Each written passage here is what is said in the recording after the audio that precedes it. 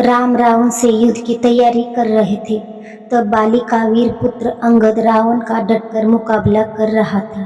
रावण को एक पैर आगे बढ़ाने की चुनौती देने से रावण को शर्मिंदगी उठानी पड़ी, जिससे पता चला कि घमंड किस तरह पतन का कारण बन सकता है। अंगद शक्तिशाली वानर राजा बाली और उनकी पत्नी तारा का पुत्र है। वो सुग्रीव का भतीजा है। राम और सुग्रीव द्वारा उसके पिता की हत्या के बाद अंगद माता सीता को रावण की कैद से छुड़ाने के लिए राम की सेना में शामिल हो जाता है। रावण हिंदू महाकाव्य रामायण में एक प्रमुख पात्र। रावण को व्यापक रूप से लंका के राक्षस राजा के रूप में जाना जाता है। भगवान राम की पत्नी सीता का अपहरण करने के लिए उसे भगवान राम के हाथों अपने अंतिम पतन का सामना करना पड़ा। भगवान राम हिंदू धर्म में सबसे अधिक पूजनीय देवता में से एक है और भगवान विष्णु के 7वें अवतार है। उन्हें धार्मिकता, साहस और भक्ति के गुणों के लिए जाना जाता है और उन्हें आदर्श मानवीय व्यवहार और बुराई पर अच्छाई की जीत का प्रतीक माना जाता है। मंदोदरी लंका के राजा रावण की रानी पत्नी थी। रामायण में उसे सुंदर, पवित्र और धार्मिक बताया गया है। उसे पंच कन्याओं में से एक माना जाता है, जिनके नाम का जाप करने से पाप दूर होते हैं। जब मंदोदरी को पता चला कि राम अपनी सेना के साथ लंका में आ गए, तो उसने रावण से तुरंत अपील की। राम की शक्ति का वर्णन करते हुए उसने उनसे सीता को वापस करने और माफी मांगने की विनती की और राम की दया का आश्वासन दिया। रावण ने अहंकार से उसके डर को खारिज करते हुए अपने पिछले कारनामों का बखान किया। कैलाश पर्वत को उठाना और देवताओं को वश में करना, जबकि राम की सेना को मनुष्य और बंद कहकर नीचा दिखाया। अविचलित मंदोदरी चुप हो गई। रावण के जासूस और सुग्रीव की गलतियां। रात के अंधेरे में रावण ने बंदरों के वेश में गुप्तचर शुक्र और सारंग को राम के शिविर का जायजा लेने के लिए भेजा। सतर्क वानरों द्वारा पकड़े जाने पर उन्होंने अंग भंग से बचने के लिए राम का नाम लिया।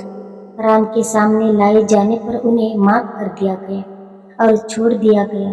बाद में सुग्रीव ने रावण के महल में घुसपैठ की और शक्ति प्रदर्शन में उसे कुछ समय के लिए पराजित किया। हालांकि राम ने सुग्रीव को लापरवाह करने के लिए फटाकर लगाई रणनीति की सोच की आवश्यकता पर जोर दिया। राम की कूटनीतिक चाल, अंगद को दूत बनाना। रावण ने युद्ध की रणनीति बनाई, लेकिन राम ने जीवन बचाने के लिए कूटनीति को प्राथमिकता दी। रावण की बातचीत करने की इच्छा के बारे में विभीषण के संदेह को दरकिनार करते हुए राम ने अंतिम दूत भेजने पर जोर दिया। हालांकि हनुमान ने स्वेच्छा से भेजा, लेकिन राम ने अंगद को चुना। बाली का बेटा और हनुमान की ताकत में बराबर यह तर्क देते हुए कि कम युवा से व्यक्ति रावण को प्रभावित कर सकता है।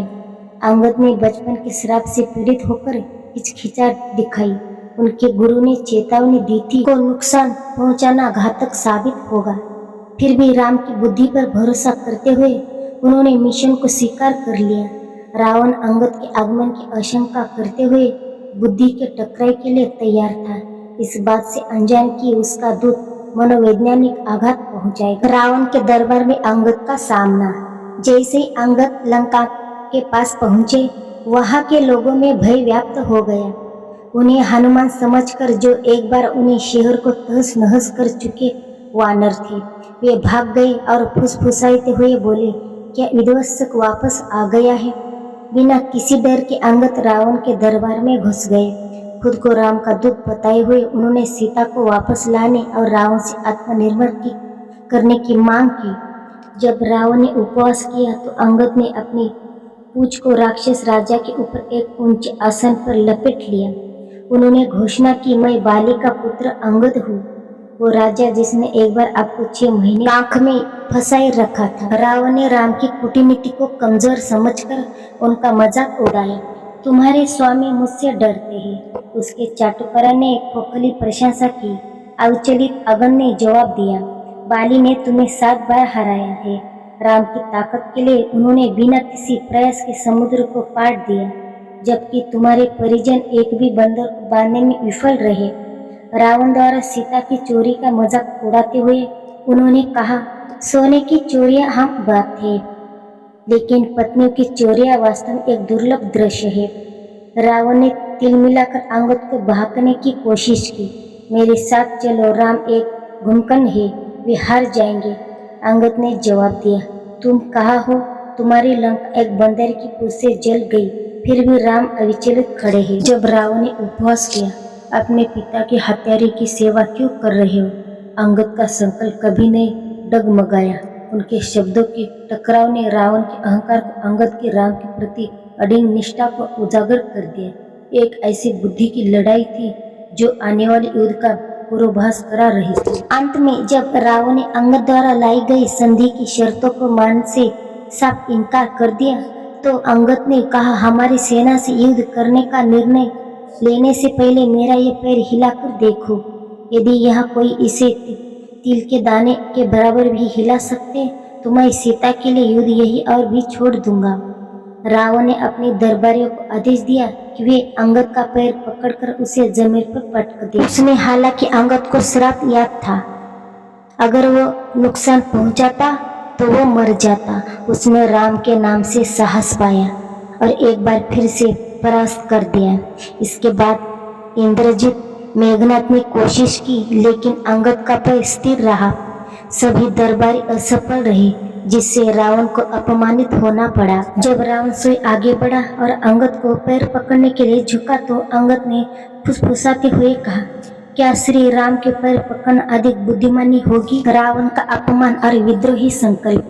जैसे ही रावण ने अंगद का पैर हटाने की कोशिश की, वह अपना संतुलन खो बैठा और उसका मुकुट गिर गया। अंगद ने उसे उठाकर राम के शिविर की ओर फेंक दिया, जिससे राजा शर्मिंदा हो गए। वह चुपचाप अपनी सीट पर लौट आया। अंगद ने एक बार फिर रावण को चुनौती दी, लेकिन कोई जवाब नहीं मिलने पर वो बिना चुनौती दिए चला गया। रावण की मां कैकेयी ने उसे असत्र आपदा के बारे में तुरंत चेतावनी दी, लेकिन उसने उसकी बात अनसुनी कर दी। युद्ध की अंतिम तैयारियां। अंगद विजयी होकर लौटे और उनकी वीरता और बुद्धि के लिए राम और उनके सहयोगी ने उनकी प्रशंसा की। जब दोनों पक्ष रणनीति बना रहे थे, रावण के अहंकार ने लंका के भाग्य को सील कर दिया, जबकि राम की सेना उद्देश्य में एकजुट होकर अपरिहार्य संघर्ष के लिए तैयार हो गई। अंगद के साहस और बुद्धि ने रावण का अपमानित किया, फिर भी राक्षस राजा के अभिमान ने उसे आने वाले विनाश के प्रति अंधा कर दिया। राम की सेना युद्ध के लिए तैयार थी, एक ऐसे संघर्ष के लिए मंच पर तैयार था जो लंका के भाग्य का फैसला करेगा और अहंकार पर धर्म की जीत को कायम रखेगा।